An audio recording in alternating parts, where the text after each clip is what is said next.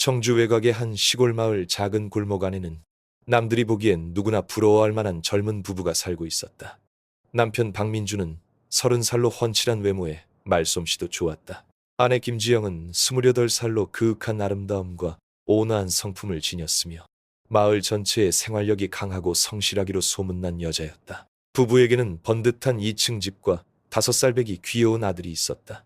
하지만 이는 속이 썩어 문드러지고 쓰라린 진실을 감추기 위한 화려한 껍데기에 불과했다. 사실 그 모든 재산은 오롯이 아내 지영의 피와 땀으로 이룬 것이었다. 몇 년 전 부부는 빈손으로 결혼했다. 하지만 얼마 지나지 않아 남편 민준이 부임 진단을 받았고 이는 젊은 부부에게 큰 충격이었다. 민준이 절망에 빠져 모든 것을 포기했을 때 모든 짐을 짊어진 것은 바로 지영이었다. 그녀는 단 한마디의 원망도 하지 않았다. 공단 내 큰 방직 공장에 노동자로 들어가 유해하고 소음이 심한 환경에서 하루 12시간씩 고된 노동을 감수했다. 빠듯하게 모은 월급의 일부는 시댁의 생활비로 보냈고 나머지는 모두 남편의 치료비에 쏟아부었다. 비싼 한약부터 대형 병원의 값비싼 서양의학 치료까지 그녀가 혼자서 모든 것을 감당했다. 그녀의 사랑과 희생은 마침내 보답을 받았다. 부부는 더 없는 행복 속에서 아들 박서준을 얻게 된 것이다. 아내의 고생을 안타깝게 여긴 경제적으로 여유가 있던 지영의 친정 부모님은 부부에게 땅 한 떼기를 주고 안정적인 보금자리를 마련하라며 튼튼한 2층 집을 지어주었다. 이제 인생이 새로운 장을 맞이할 것 같았지만 비극은 바로 이 순간부터 시작되었다. 집도 생기고 아들도 얻게 된 박민주는 성실하게 일할 생각은 하지 않고 점차 나쁜 버릇에 물들기 시작했다. 그는 남자의 의무를 다했으니 이제는 즐길 시간이라고 생각했다. 이를 내팽개치고 매일 친구들과 어울려 술과 도박에 빠져 살았다. 아내가 힘들게 벌어온 돈도 서슴없이 가져가 친구들에게 한턱 내고 흥청망청 썼다. 남편을 너무나 사랑하고 아들에게 온전한 가정을 지켜주고 싶었던 지영은 여러 번 눈물로 호소했지만 소용없었다. 그녀의 유약함과 맹목적인 사랑은 자신도 모르는 사이에 민준이라는 인간 내면에 게으르고 이기적인 악마를 점점 더 키워나갔다. 그리고 그 악마는 새로운 영감을 찾아냈다. 술자리를 가질 때마다 민준은 친구들에게 이끌려 유흥주점 노래방에 가곤 했다. 시내의 한 고급 노래방에서 민준은 이수아를 만났다. 20대 초반의 수아는 시골에서 올라온 아가씨로 섹시한 외모와 꿀처럼 달콤한 목소리, 그리고 남자를 능숙하게 다루는 재주를 가졌다. 첫 만남부터 민준은 수아에게 혼을 빼앗겼다. 풍파에 시달려 늙고 초라해진 아내에게 실증이 난 그는 젊고 아름다운 내연녀의 사랑에 덫에 금세 빠져들었다. 그는 이중 생활을 시작했다. 낮에는 모든 사람들의 눈에 남편이자 아버지였다. 하지만 밤이 되면 아내의 돈을 몰래 훔쳐 내연녀를 찾아갔다. 민주는 수아에게 풍족한 생활을 제공했다. 그녀를 위해 원룸을 얻어주고 온갖 비싼 옷과 화장품을 사주었다. 그는 자신이 성공한 미혼 사업가라고 거짓말했다. 영악한 수아는 아마도 민준이 거짓말을 하고 있다는 것을 충분히 알았겠지만 그의 씀씀이와 달콤한 약속 앞에서 기꺼이 애인 역할을 받아들였다. 내연녀를 부양할 돈을 마련하기 위해 민주는 점점 더 양심을 팔아먹었다. 그는 아내의 월급을 모두 빼앗는 것을 넘어 집안에 값나가는 물건들을 몰래 팔아치우기 시작했다. 지영은 이를 눈치챘지만 이를 크게 버릴 용기가 없어 그저 조용히 눈물만 삼킬 뿐이었다. 언젠가 남편이 마음을 돌이킬 것이라는 희망을 품고서, 하지만 그녀의 침묵은 민준을 더욱 깊은 수렁으로 빠뜨릴 뿐이었다. 그는 자신의 집 자체를 증오하기 시작했다. 고생에 찌든 아내가 경멸스러웠다. 집에 돌아와 일에 지친 아내의 피곤한 얼굴과 검게 탄 피부를 볼 때마다 내연녀의 새하얀 피부와 섹시한 몸매가 더욱 그리워졌다. 그는 아내의 거칠고 굳은 살 박인 손과 정성껏 관리된 수아의 손톱을 비교했다. 한 가지 생각이 머릿속에서 싹트기 시작했다. 그는 아내와 헤어지고 싶었다. 젊고 아름다운 내연녀와 당당하게 함께하고 싶었다. 그는 새로운 삶, 늙은 아내의 불쌍한 얼굴을 더 이상 보지 않아도 되는 오직 즐기기만 하는 삶을 시작하고 싶었다. 그는 모든 것에 진절머리가 났다. 박민준의 이중 생활은 그렇게 계속되었고 그는 한 번에 완전히 상반된 두 가지 역할을 소화하는 명배우가 되었다. 집에서는 다소 과묵하고 말수가 적은 남편이자 가족과 이웃의 눈을 속이기 위해 가끔 아들과 놀아주는 아버지였다. 하지만 마을 입구의 문을 나서는 순간 그는 젊고 아름다운 내연녀 이수아의 눈에 비친 호탕한 연인이자 성공한 사업가로 탈바꿈했다. 그가 청주 시내에 얻어준 작은 원룸은 그의 진정한 안식처가 되었고 그는 그곳에서 대부분의 시간과 감정 그리고 아내의 피땀, 어린 돈을 쏟아부었다. 그와 수아는 떨어질 줄 모르고 서로에게 매달렸다. 그들의 카카오톡 메시지는 달콤한 말들과 머나먼 미래에 대한 약속들로 가득했다. 민주는 곧 아내와 이혼하고 수아에게 정식 명분을 주겠다고 약속했다.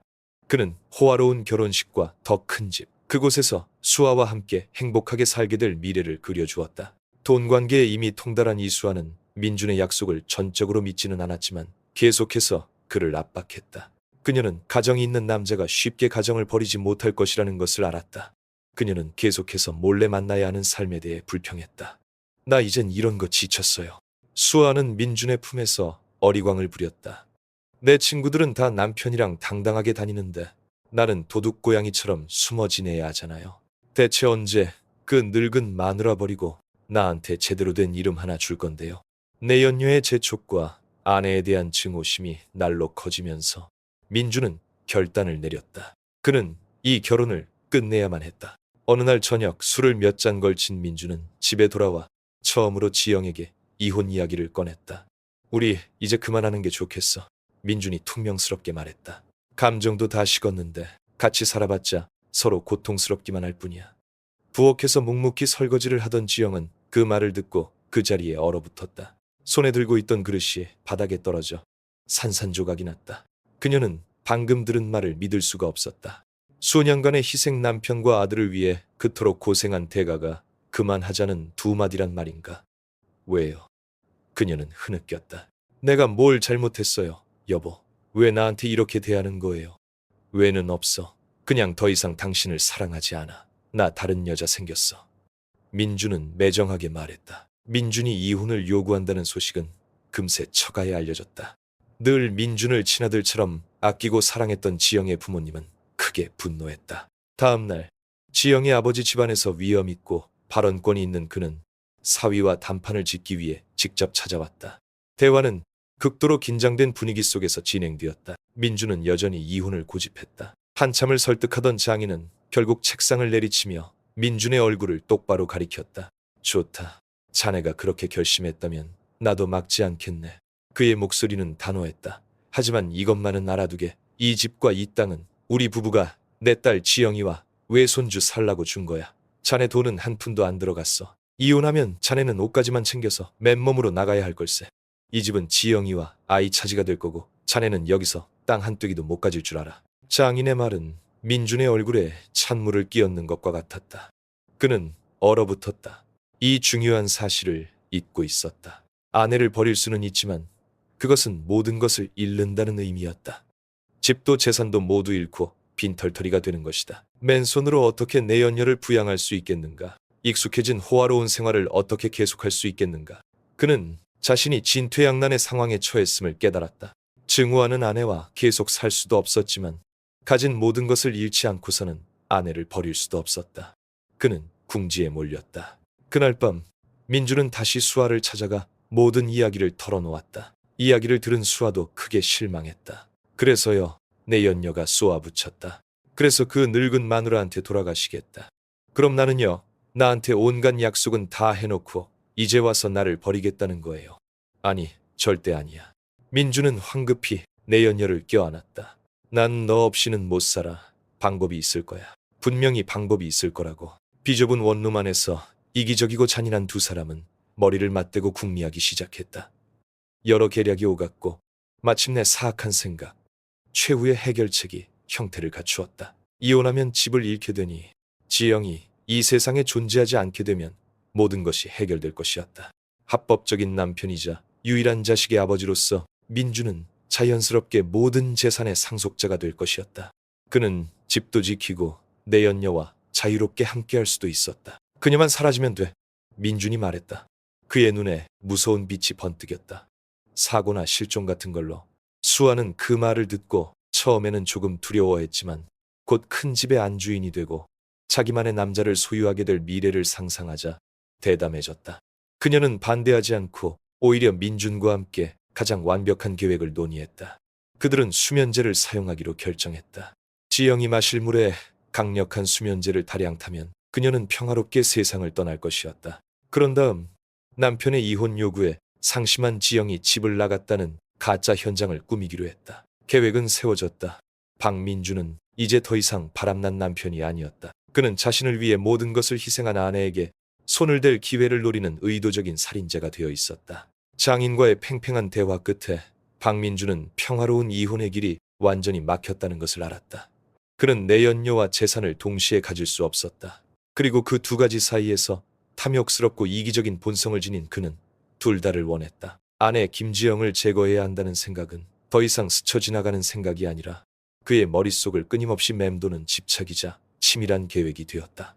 그는 계획적으로 행동하기 시작했다. 첫 번째는 범행 도구를 확보하는 것이었다. 그는 피비린내 나고 시끄러운 죽음을 원하지 않았다. 그는 자연스러워 보이는 죽음, 조용한 죽음이 필요했다. 다량의 수면제가 완벽한 선택이었다. 유흥가 친구들의 인맥을 이용해 민주는 교외 지역의 개인 약국 몇 군데를 찾아다니며 만성 불면증에 시달린다는 거짓말로 가장 강력한 수면제를 조금씩 사 모았다. 얼마 지나지 않아 그는 성인 한 명을 영원한 잠에 빠뜨리기에 충분한 양의 약을 손에 넣었다. 흉기를 손에 쥔 그는 아내에 대한 태도를 바꾸기 시작했다. 더 이상 짜증내거나 욕설을 퍼붓지 않고 대신 비정상적일 정도로 다정하고 관심을 보였다. 그는 집에 있는 시간이 늘었고 가끔 아내의 자질구레한 일을 돕거나 공장에서의 일에 대해 묻기도 했다. 불쌍한 여인 지영은 남편의 냉대와 비난 속에서 수많은 나날을 보낸 후 이 갑작스러운 변화에 남몰래 기뻐하지 않을 수 없었다. 희미한 희망의 불씨가 그녀의 마음속에 다시 피어올랐다. 그녀는 남편이 화를 낸 후에 다시 생각하게 되었고 가족의 소중함을 깨달았다고 생각했다. 그녀는 파탄 직전에 결혼 생활을 되돌릴 수 있기를 바라며 남편을 더욱 정성껏 돌보았다. 그녀는 그 친절이 단지 연극일 뿐이며 자신을 죽이기 전 독약의 달콤함이라는 것을 전혀 알지 못했다. 주말 저녁 어린 아들 서준이 깊이 잠들었을 때 민주는 실행에 옮기기로 결심했다. 그는 하루 종일 기계 앞에 서서 피곤해진 아내가 다리를 주무르고 있는 것을 보고 부엌으로 들어갔다. 그는 따뜻한 연잎차 한 잔을 탔다. 요즘 일하느라 너무 고생이 많아. 당신 정말 피곤해 보여. 그는 지극한 관심이 담긴 목소리로 말했다. 이 차 마시고 푹 자. 내일 일할 힘도 나지. 그러면서 그는 아내에게 찻잔을 건넸다. 지영이 한눈을 파는 사이 그는 가루로 빻아둔 수면제 전부를 찻잔에 재빨리 넣었다.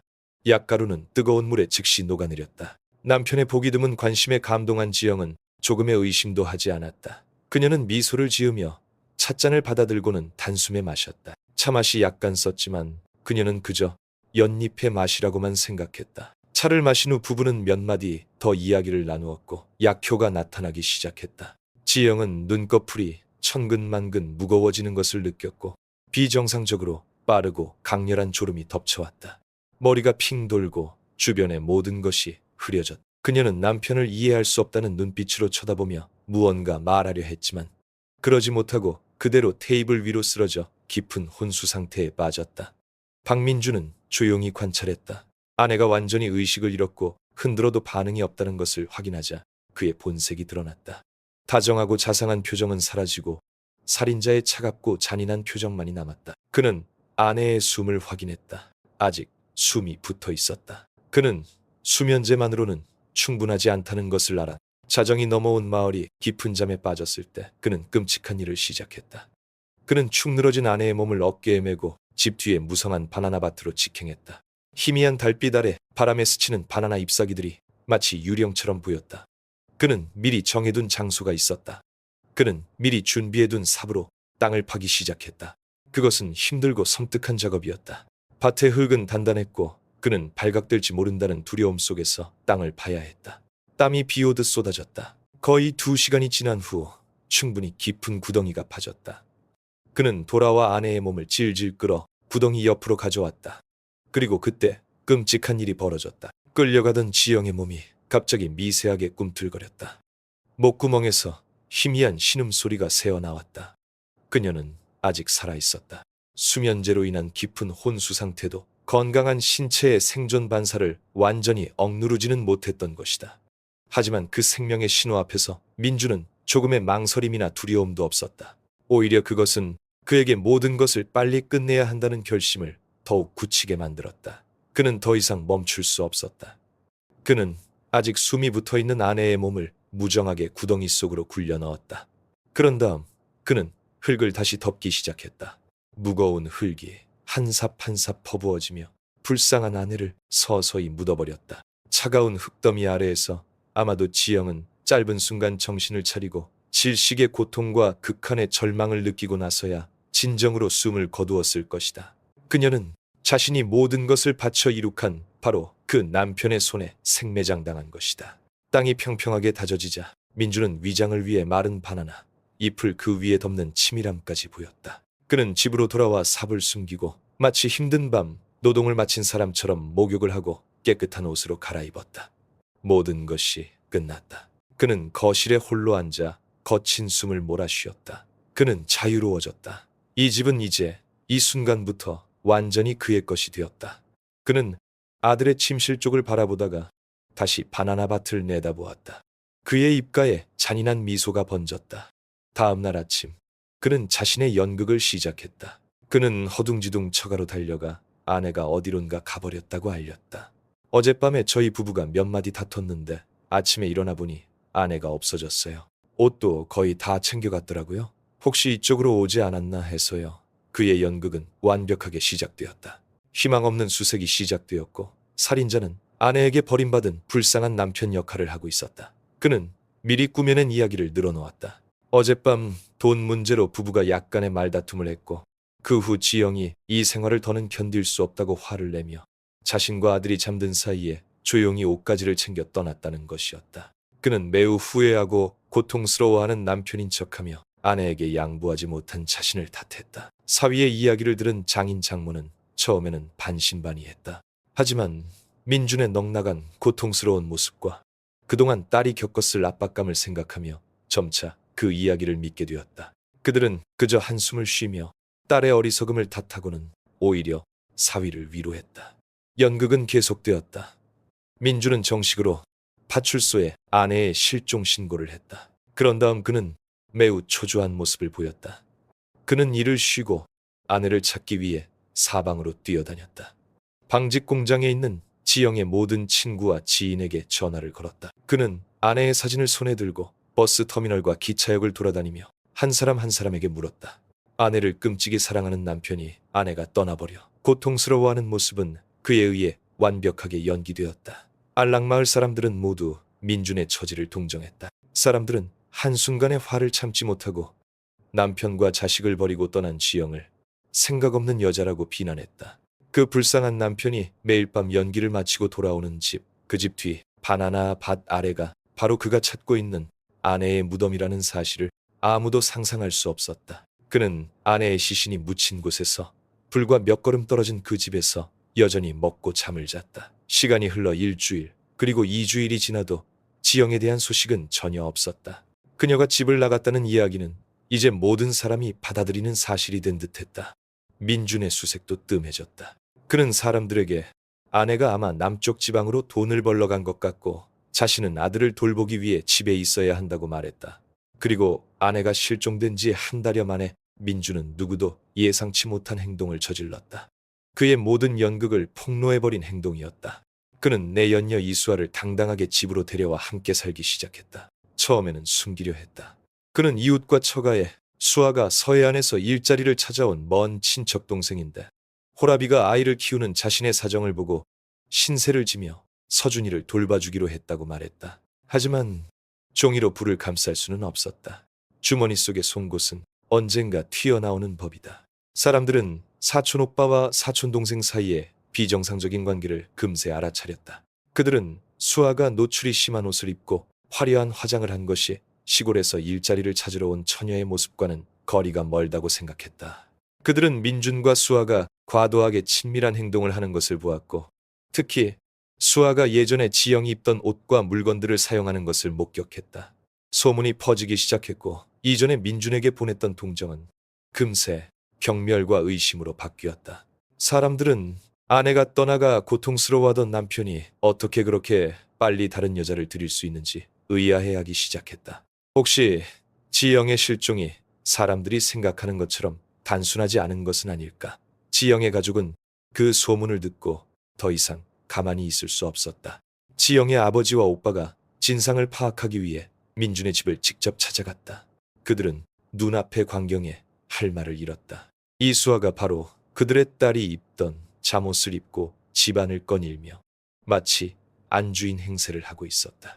민준이 놈 어디 있나? 장인이 목소리를 낮게 깔았다. 지영이도 아직 못 찾았는데 벌써 여자를 집에 들여 네가 인간이냐? 지영의 오빠가 소리쳤다. 박민준이 집 안에서 나왔다. 그의 얼굴에는 더 이상 고통스럽고 불쌍한 기색이 없었다. 대신 뻔뻔함과 도전적인 태도가 가득했다. 아버님하고 형님은 여길 왜 오셨어요? 그가 퉁명스럽게 말했다. 여긴 제 집이에요. 누구를 살게 하든 제 마음이라고요. 네 집이라고. 이 집은 우리 부모님이 지영이한테 준 거야. 당장 우리 집에서 나가. 오빠가 분노했다. 제 일에 신경 끄세요. 민주는 장인을 향해 돌아섰다. 그 여자가 떠난 거잖아요. 그럼 제가 평생 혼자 살아야 합니까? 수아는 착한 애예요. 우리 부자를 잘 돌봐줄 테니 아버님 어머님은 걱정 마세요. 민준의 뻔뻔하고 무정한 태도 그리고 존중심 없는 모습은 지영의 가족에게 끔찍한 진실을 깨닫게 했다. 그들의 딸은 집을 나간 것이 아니었다. 지영처럼 남편과 자식을 지극히 사랑하는 아내이자 엄마가 결코 그렇게 할 리가 없었다.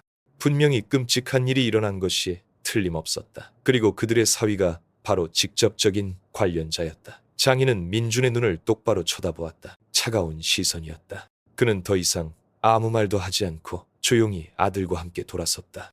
돌아오는 길에 그는 아들에게 단호한 목소리로 말했다. 이건 간단한 일이 아니다. 지영이는 절대 자기 자식을 버리고 갈 애가 아니야. 민준이 놈에게 분명 문제가 있어.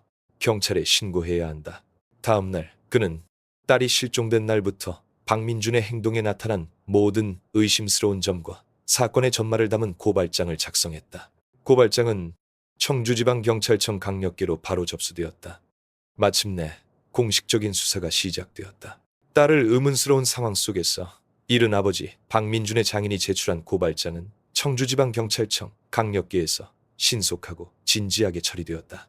결단력과 날카로운 범죄 심리 분석 능력으로 유명한 황인철 경정을 반장으로 하는 특별수사팀이 꾸려졌다. 전체 서류와 초기 진술을 검토한 황 경정은 민준이 꾸며낸 이야기에 너무나 많은 모순점이 있음을 발견했다. 아들을 지극히 사랑하는 여성이 작별 인사 한마디 없이 떠날 수 있다는 것. 아내의 실종으로 고통받는 남편이 그렇게 빨리 새로운 애인을 만들어 공개적으로 동거할 수 있다는 것. 모든 것이 일반적인 상식에 어긋났다. 수사의 첫 단계는 민준 이야기의 약점을 기술적으로 공략하는 것이었다. 황경정은 과학수사팀에 두 가지 핵심 사항에 집중하라고 지시했다. 피해자 김지영의 휴대전화 위치 데이터와 민준과 내연녀, 이수아의 카카오톡에서 삭제된 메시지를 복원하는 것이었다. 그리고 바로 이 지점에서 비밀의 장막이 벗겨지기 시작했다. 통신사 조회 결과는 끔찍한 사실을 드러냈다.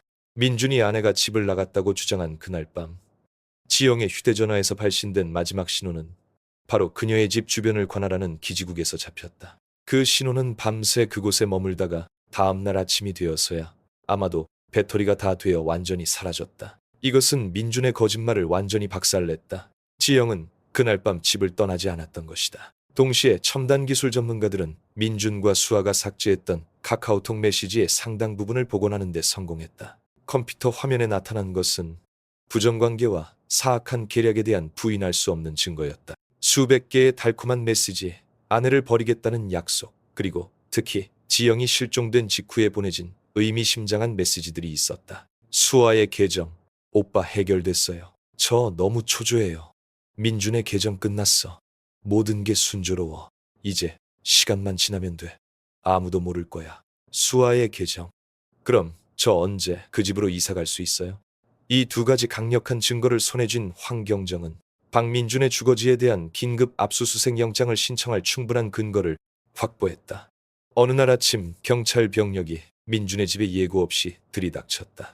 압수수색은 전면적으로 진행되었다. 수사관들이 집 뒤 바나나 밭으로 나갔을 때 작은 디테일 하나가 그들의 주의를 끌었다. 오래된 밭고랑들 사이에 유독 새로 다져진 것처럼 보이는 땅 한 떼기가 있었다. 그곳의 흙은 더 부드러웠고 그곳에 심어진 어린 바나나 나무들은 주변의 나무들보다 눈에 띄게 왜소하고 발육이 부진했다. 여기를 파보시오. 환경정이 명령했다. 첫 삽질이 시작되자 부패하는 시신 특유의 악취가 피어오르기 시작했다. 그리고 약 1미터 이상 파내려갔을 때 삼날이 부드러운 무언가에 닿았다. 김지영의 시신이 발견된 것이다. 자신의 집 정원에서 파헤쳐진 아내의 시신 앞에서 박민주는 완전히 무너졌다. 그는 즉시 체포되었지만 가장 끔찍한 사실은 아직 남아있었다. 시신에 대한 법의학 부검 결과는 살인 행위보다 더 잔혹한 진실을 드러냈다. 첫째, 독극물 검사를 통해 피해자의 체내에서 다량의 수면제가 검출되었다. 이 양은 성인 한 명을 몇 시간 동안 깊은 혼수 상태에 빠뜨리기에 충분한 양이었다. 둘째, 그리고 이것이 가장 잔인한 디테일이었다. 피해자의 폐와 호흡기를 검사했을 때 법의과는 그 깊숙한 곳에서 미세한 흙과 모래, 알갱이들을 발견했다. 이것은 피해자가 흙에 묻힐 당시 비록 무의식 상태였지만 여전히 숨을 쉬고 있었다는 부인할 수 없는 증거였다. 김지영은 수면제에 취해 혼수 상태에 빠진 뒤 자신의 남편에 의해 생매장당한 것이었다. 취조실에서 법의학 부검 결과를 마주한 박민주는 더 이상 변명할 말이 없었다. 그는 고개를 숙이고 자신의 모든 범죄를 자백했다. 내 연녀와 함께 계획을 세운 것부터 아내를 속여 수면제를 먹인 것, 그리고 바나나 밭에서 아내를 잔인하게 생매장한 행위까지 사건의 전모가 밝혀졌다. 이후 열린 재판에서 너무나 명백한 증거와 여론의 분노 속에 청주지방법원은 엄중한 판결을 내렸다. 재판부는 박민준의 행위가 사전에 준비되고 계획된 것으로 특히 중대하며 자신을 위해 모든 것을 희생한 아내의 생명을 무참히 앗아갔다고 판단했다. 재산을 빼앗고 내 연녀와 자유롭게 함께하려는 비열한 동기, 특히 피해자를 생매장한 행위는 인간성을 상실한 극도의 잔인함을 보여준다고 보았다. 법원은 피고인 박민준에게 최고형인 사형을 선고했다.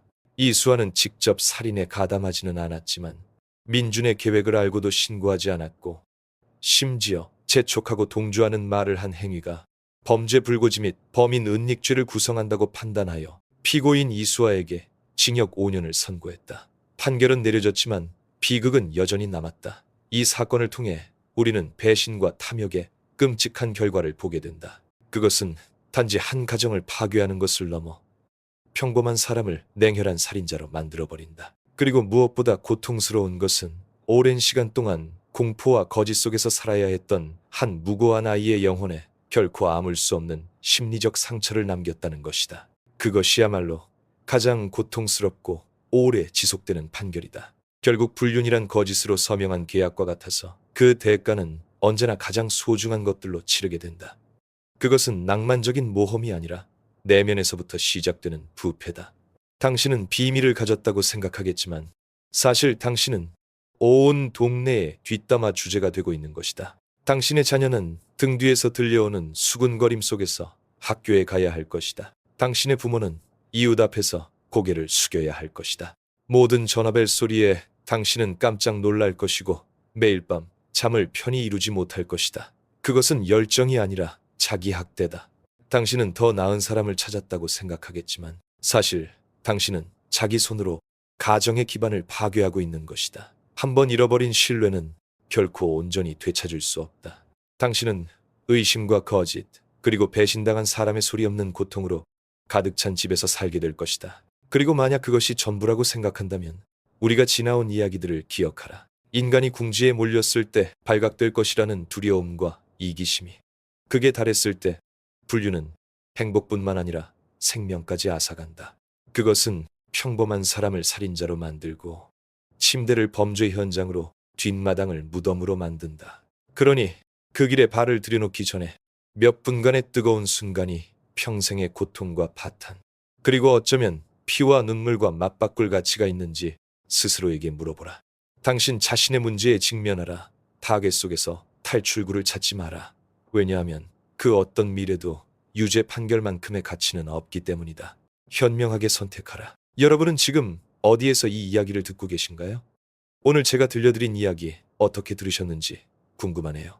여러분의 생각과 느낌을 댓글로 자유롭게 남겨주세요. 어디에 계시든 무엇을 하시든 늘 평안하시고 좋은 일만 가득하시기를 진심으로 바라겠습니다. 그리고 혹시 여러분에게도 다른 사람들과 나누고 싶은 특별한 경험이나 재미있는 이야기가 있다면 저희에게도 들려주세요. 모두의 이야기를 함께 나누고 싶습니다.